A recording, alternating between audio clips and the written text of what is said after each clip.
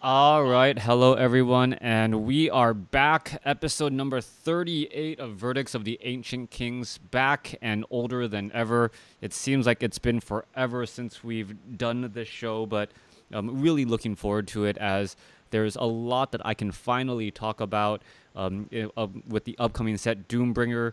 Also, we have one of the best siege experts out there right now who, definitely better than me, and Nico. Nico, how are you doing? I'm good. I'm just a doppelganger. I just find other people's things to copy, so I'm doing pretty well. Yeah, we are older than ever. We're basically just like the card verdicts of the ancient kings. We keep getting reprinted, so we're still here. Yep, we are definitely still here, and we're gonna take this time, take this time, look at some of the cards from Doombringer. I have had a chance to play some of it, but I can only I'm talk about jealous. I can only talk about the things that have been spoiled. But in terms of feelings, I'm assuming that that Nico can ask me those feelings, and as someone who hasn't seen the set, maybe he'll be able to ponder up those questions that you may have. So let's go ahead and jump right into it. Even though there's not going to be too many slides, we have a lot to go over. Doombringer, the upcoming new set. And today, what a reveal. They decided to just drop an entire bucket full of information on top of everyone. And I think the word that everyone is most confused about or most excited about is fusible. What's your take on Yeah, fusible? it's great. Um, I had thought about something like that in the past because of the increased card sizes we get in draft Hmm. pods now. So I thought about like something like that potentially working.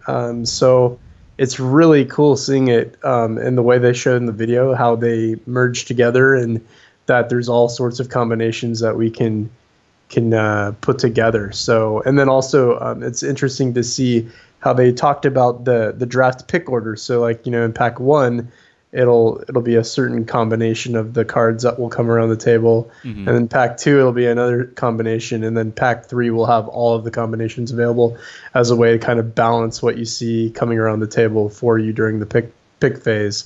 So that'll be really interesting to see how people kind of fight for the cards in, Hmm. in, in a actual draft pod. Um, but yeah, it's really interesting mechanic, and it's nice to finally have something that 100% takes advantage of the digital space. Yeah. When I first saw this in action, I was just like, "Wow, this really is making Hex much more of the digital card game." Everyone always wants to figure out, "Hey, how can I craft my own cards?" Hi, Aria. How are you? I'm in the middle of a show. Can I keep going? Kids, they come first. It's okay.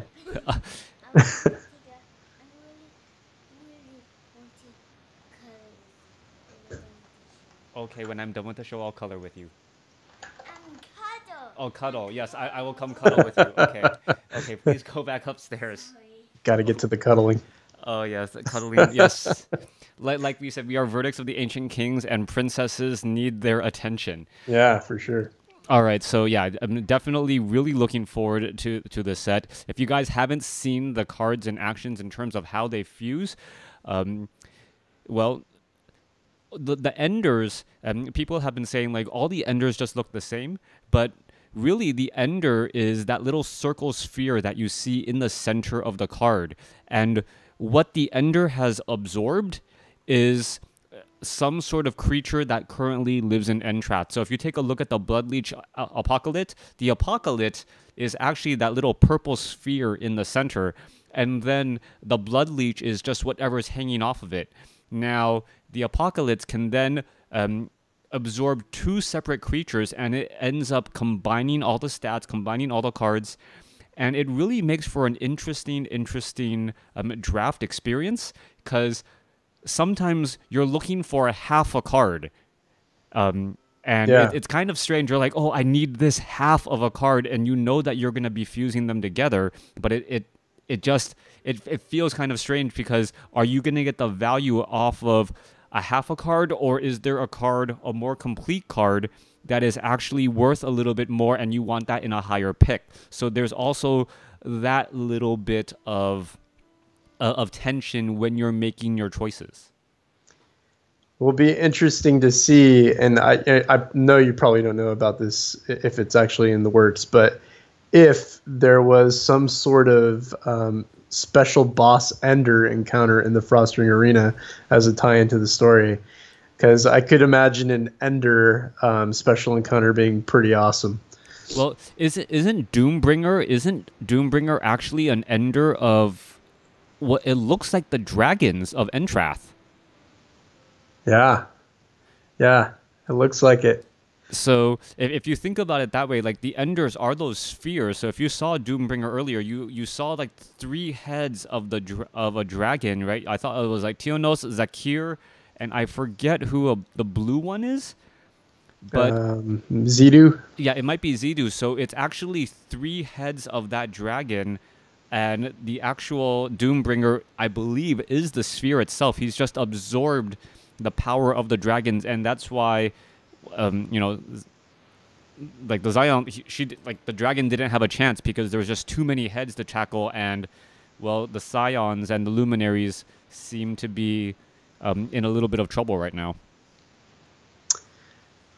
Yeah, I mean, I think I'm not. I haven't been following the story as much as you are.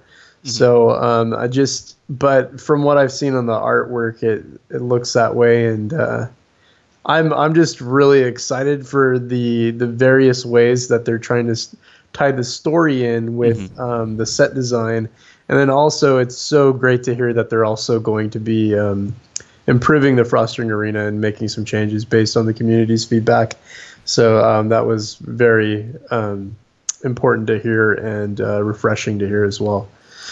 Yeah, I've been having some difficulties running the Frost Ring Arena now that my precious Terror Mill deck has pretty much been nerfed. I can no longer blindly play Terror Mill and get my 7,000 gold every single time I run through it. So we'll see what additional cards are coming out in the upcoming set. Perhaps there will be some more mill cards or some new strategy that the community will be able to cook up and show everyone, as all of us are sinking a lot of gold into Siege. But we'll jump into that a little bit later.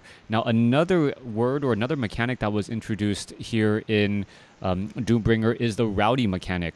Rowdy, if you look at the Shenanigator, is a 3-cost 2/2 troop with the word Rowdy. Now, every time you play a card with a cost greater than a Rowdy card, its cost goes up 1, and then you do whatever it says on the card. So on the Shenanigator, if you play a 4-cost card, you get to draw a card. After that, if you play a 5-cost card, you get to draw a card, so on and so forth. Eventually, at some point, you do want to be able to draw additional cards, so reverting is a very, very strong mechanic in Limited as well. So I am interested to see how Rowdy is going to work for everyone, what sort of crazy combos you're going to be able to piece together. Yes, the Rowdy is interesting too for the whole transformation technology that I don't think we'll see as much of in the coming set, but it's cool because the cost of the card increases too. So it'll be interesting to see if there is Morph Tech, or if Morph Tech comes back into Constructed, like the 1-cost Metamorphosize that could, take a Rowdy card that's also drawing you cards, and all of a sudden that Shenanigator is like a 6-cost transformed target that is going to beat down your opponent. So I'm interested to see how that works in the Constructed scene. Yeah, you got to be careful though. Sometimes cards say revert and transform to 1 cost greater. Sometimes it's a flat out revert or flat out transform. There's a lot of things going on in each of the individual cards, and I like the complexity in the cards. Like, you just have to sometimes read the card, figure out what it's going to do, and then make the accurate choices. So choice is always good in a TCG. And now, what did you feel about Chasing the Rainbow? I love the card. I love the theme of it. It's perfect with leprechauns. I'm surprised we didn't see it in set 8. It's great. I think I will definitely be trying to make this work. And as we've seen with the Momentum Lady Avalanche constructed decks, Diamond Wild Momentum is very popular and very powerful. So I think it will have a place in both constructed and limited. Yeah, I'm looking at Chasing the Rainbow, and if you get Chasing the Rainbow on turn 2, you get Pomegranate on turn 3. You can play you can use Lady Avalanche's ability on turn 3 if you had a 1-drop, and it can get really, really out of hand. Exalted Pathfinders, and all of a sudden, you're just standing behind Neo with a giant gold elemental in front of it, saying, "What are you gonna do?" So, really looking forward to some of these cards thematically. They look like they're gonna be a lot of fun, and I know that I'm gonna be trying to craft a good Chasing the Rainbow deck when it is made available to the public. Anything else that you were really, really excited about to see in today's announcement? Let me think. I think you touched on it. Like, really, Fusion stood out to me the most, and then also the Frostring Arena updates. Those were the two things that really stood out to me. But I also really like the Vampire that is in Diamond Wild Blood. I think that's going to be really interesting to play around with. It also makes me think that the fixing for this set is going to be pretty magnificent, because if they are including all these fusion cards and then they're including a triple threshold vampire, that the fixing for this set should be relatively good. So I'm interested to see what the resources look like after we get a spoiler of them, or what the actual draft format looks like, because with this set, 7 and 8 rotate out of limited, so it's only going to be set 9. So really hoping that decent resourcing comes back our way. Yeah. From what I can see, from what I've seen so far, from the cards that I've actually seen, I haven't seen a double threshold card actually spoiled from this set. So, interesting, yeah. So I'm assuming that double threshold is actually going to go down, but triple threshold, Blood, Diamond, Wild, or Doombringer, which is, I believe, Diamond, Sapphire, Ruby, you are going to see cards with 3 different thresholds, which who knows what type of fixing. The Prism may be able to come back into play a little bit as well.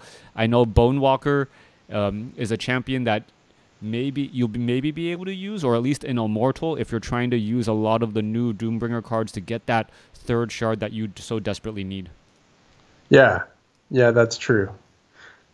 Well, I'm really looking forward to this set, and I heard you mention once or twice that when you were testing this, how fun it was. So I'm really looking forward to the limited experience, just based on some of your early feedback, and I'm assuming you still feel that way because you seem pretty hyped about this set coming up. Yeah, I am pretty hyped. I take it back. I do see Bruiseberry does have a double Ruby threshold. So yes, it does. Yes. But a couple of things that I will say. I have seen. What can I say here that I can't actually spoil? Well, I wouldn't. With the type of fusible cards that are out there, and the fact that you combine costs, having higher cost cards may become more of a pattern in this particular limited set. Oh, I see. Interesting. Okay. Right? Like if you're seeing a whole bunch of 2-drop fusible cards, right? Essentially those 2-drop fusible cards, even if it's combined with a 1-drop fusible card, it's going to be a lot of 3 drops, 4 drops. And when you start getting into the higher fusible numbers, if they exist, you could get 5, 6, 7 cost fusible cards. And in order to make sure that I'm like in a limited standpoint, to make sure that like people aren't just drafting a whole bunch of weenie and just trying to rush your opponent before they can get set up, the curves may generally be higher. Makes sense. All right. Yeah, I mean that makes sense with the routing mechanic too. So that's good. I mean, limited games that go later in the kind of the resource phase tend to be more fun. You know, when you get like 20 cards down in your limited deck. I tend to enjoy those types of games a little bit more. You know, it's all about the interactivity, and when you're playing a game and there's no interactivity, that's when you know dislike a TCG more than any other time. So I'm all about games going later. Yeah, you never want to feel like you're playing a game of solitaire, like, Yeah, and it's not fun for you if all of a sudden your opponent is stuck on 2 shards or 3 shards after 9 turns. You kind of feel bad, but at the same time, like, you know what? I have to beat you because I know at some point I'm going to be on the receiving end of a 3 shard game, and I'm going to take that true. loss as well. So Yeah. let's just move on, hope for the better, hope for the best, and keep on going. Yeah, there's definitely a trade-off to it all. So yeah, it's unfortunate, but I mean that's the game that we play, and if it's not shard RNG, it's some other type of RNG that'll get you 50% of the time. So we have to be happy about our wins when we can get them, however we can get them. But I Hmm. do like seeing games go longer and limited for sure. Yeah. All right. Rebirth is actually one of the other reasons why reversion is so important in limited and in this set. So rebirth, it actually isn't a death cry. I think it's the wording is when this enters the crypt from play, one shot put this into play. Because if it actually was a death cry, Lord Blightbark would trigger it. Trigger it. Yeah, that was Every her reasoning. So, in situations like this, like rebirth, cards that have rebirth and a deploy, or rebirth and a death cry, become doubly interesting because you're going to get the death cry trigger twice or a deploy trigger twice if it has one. If you take a look True. at what rapacious, did I just spoil a card that? Okay, if there is cards that have rebirth, deploy, and death cry, then you do get double those effects. And if you can revert that card as well, as you're going to want reversion with Rowdy and with Rebirth, you're going to be able to get extra value, extra triggers on those particular cards as well. Yeah. So I think you may have hinted at potentially there being rebirth Deathcry cards, but we have not seen any yet. But that makes sense. I mean, there's a ton of cards in the game that already give Deathcry triggers. So like, if you're gonna play the new resource, the blood resource, that puts a zombie in play as a Deathcry trigger added onto a troop, Hmm. you could play that on a rebirth card. So when it dies, you get the zombie and it comes back to life. So.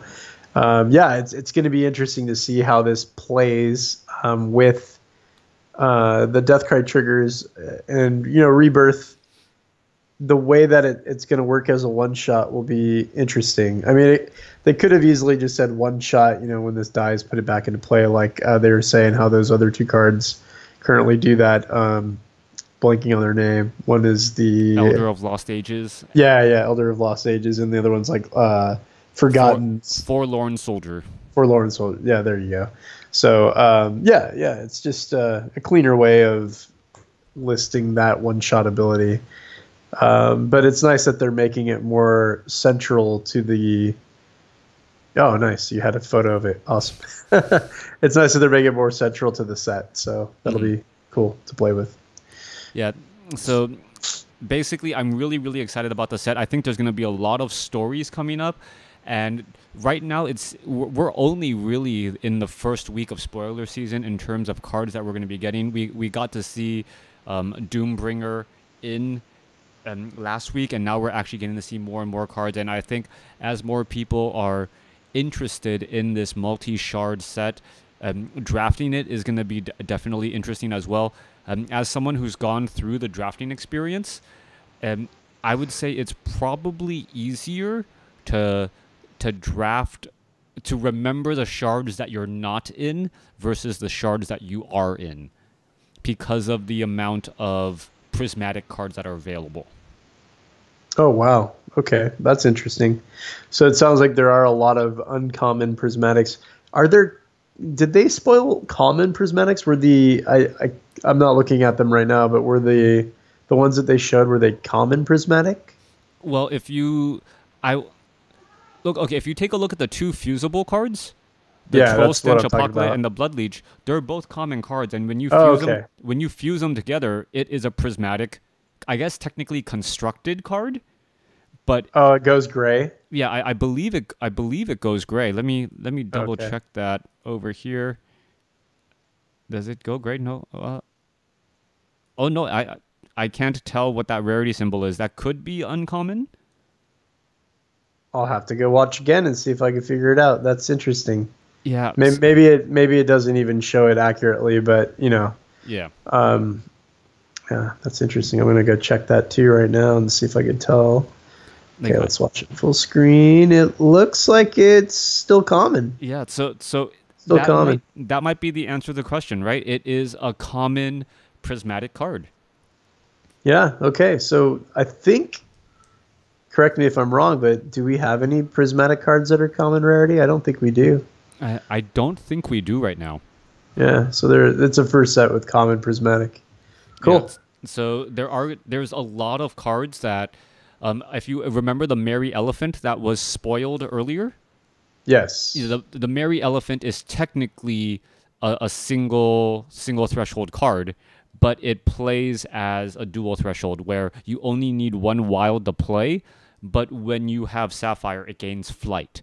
And Ryan had hinted that there are going to be other cards like this where where it is one shard, but it has off shard abilities that give it additional abilities as well. I think we saw that in the Cutthroat back in set 2, where it was unblockable and like rage.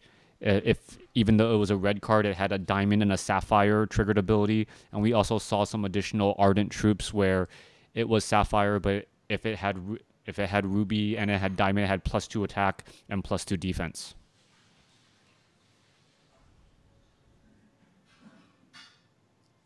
You there?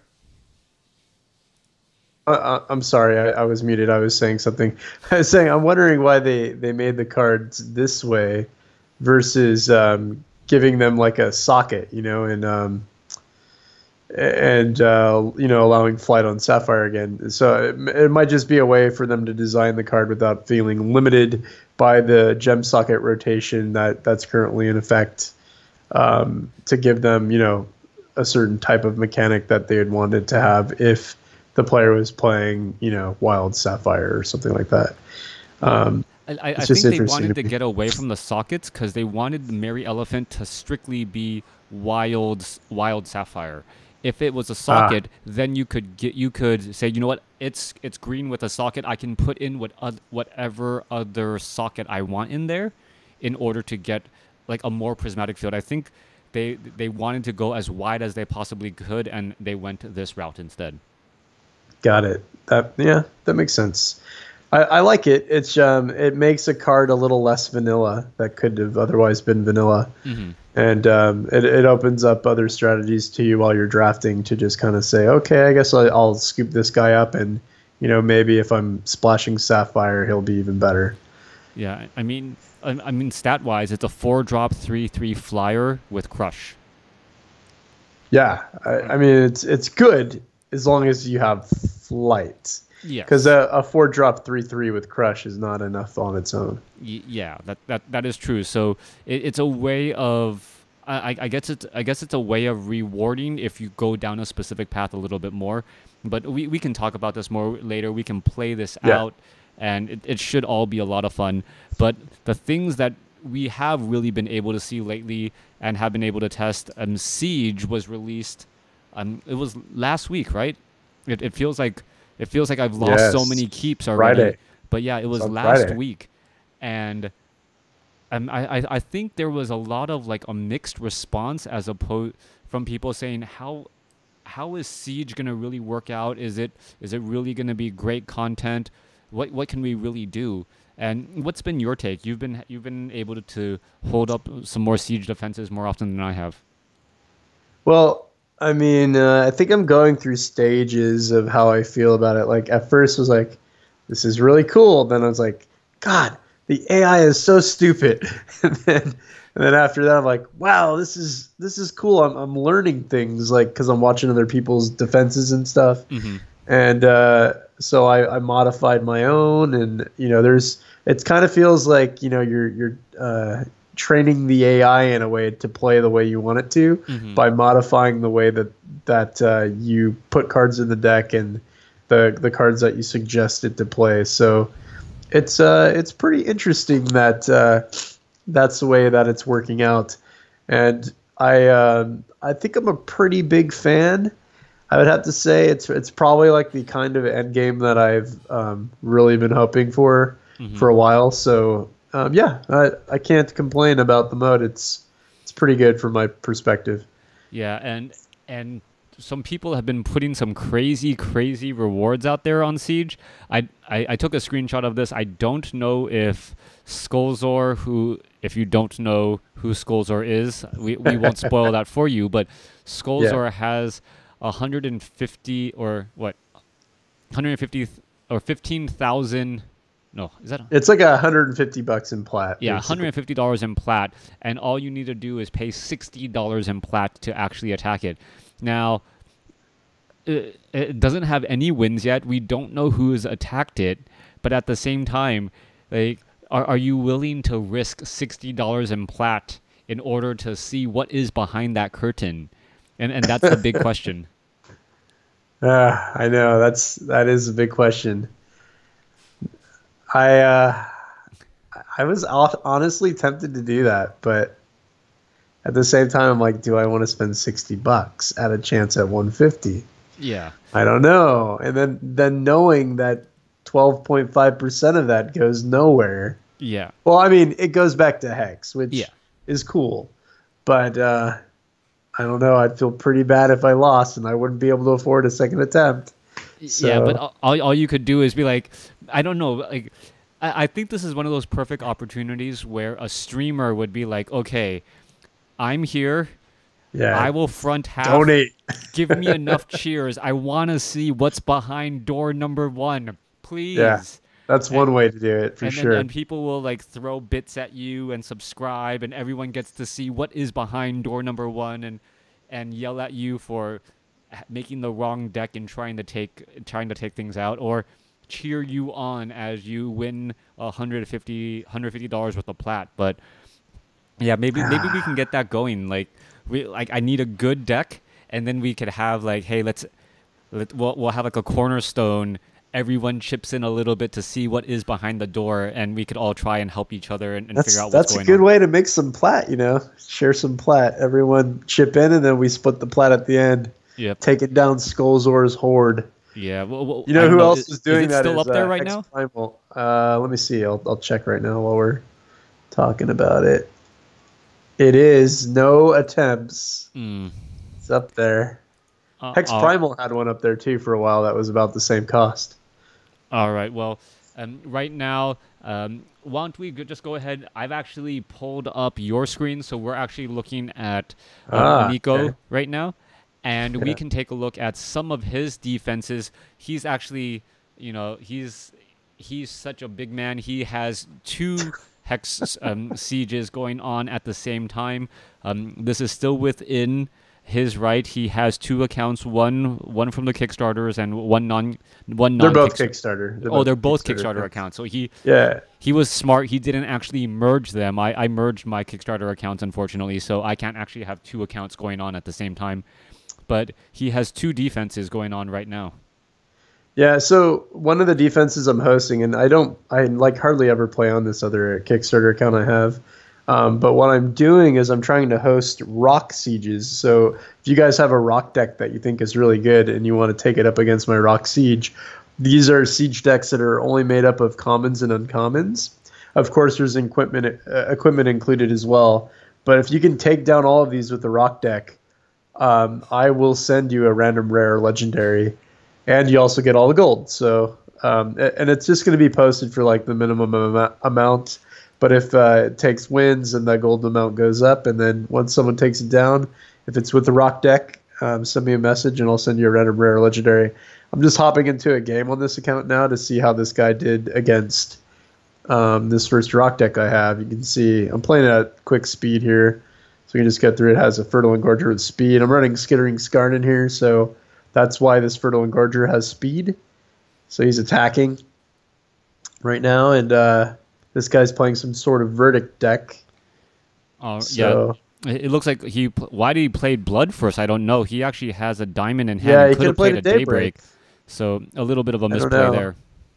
He's kind of playing like the AI. Maybe he's trying to mimic the AI. I have no idea.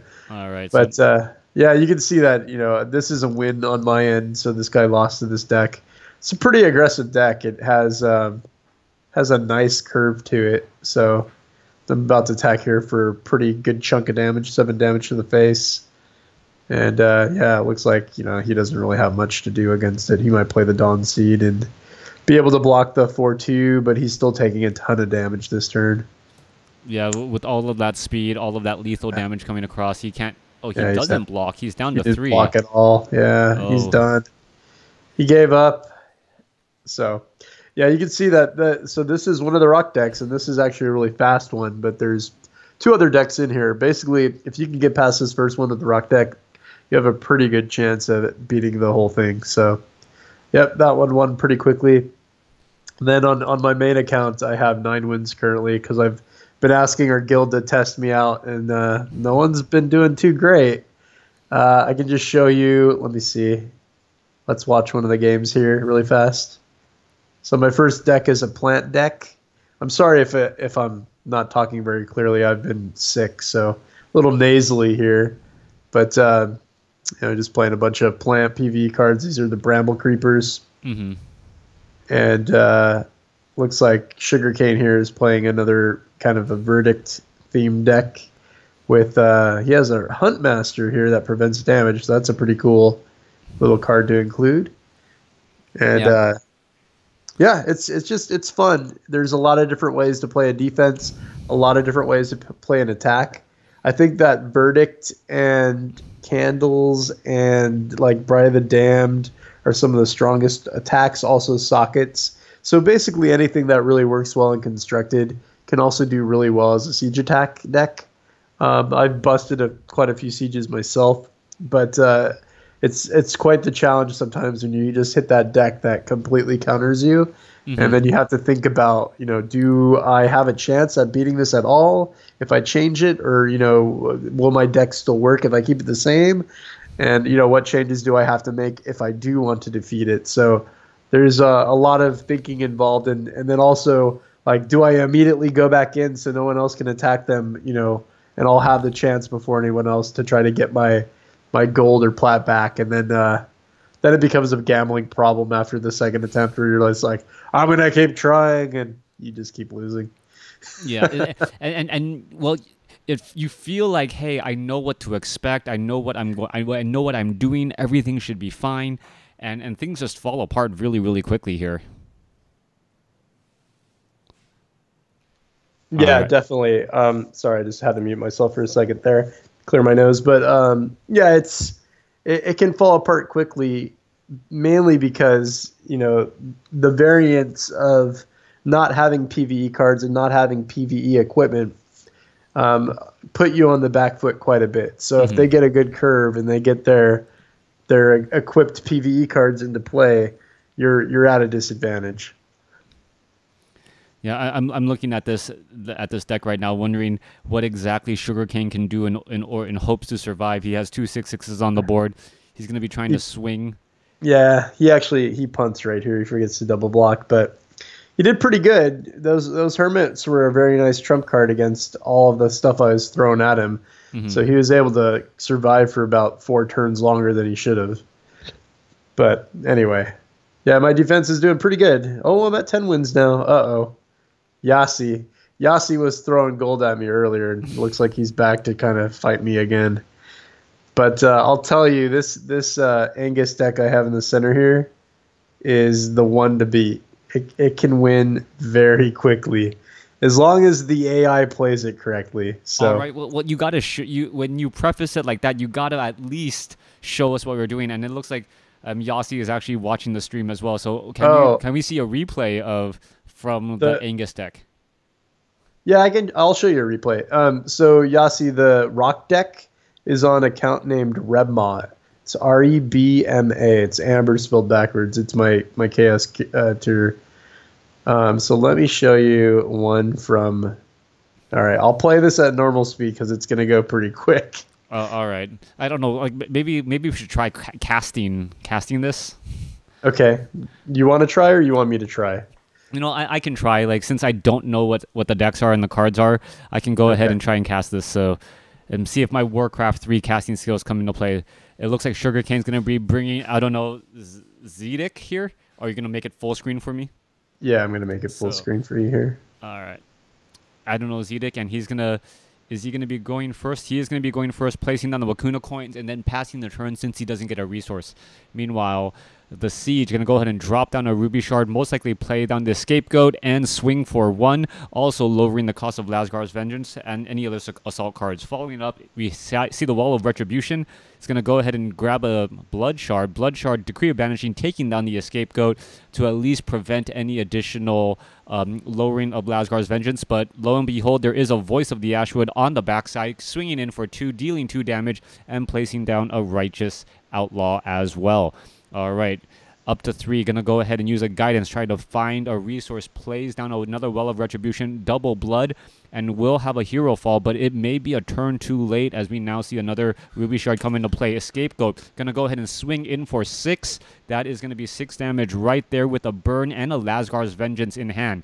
Hero fall, removing Voice of the Ashwood, but there's still 4 damage on the board with a Lasgar's Vengeance and a burn. We see another Ruby Shard placed down. Hero power down to 11. Is going to go ahead and swing in for, I believe, what is that? Wow, down to 1 power, and then with the Lasgar's Vengeance for the finish. All right, I don't know. Was that fast enough? You did pretty good with how fast the game was going.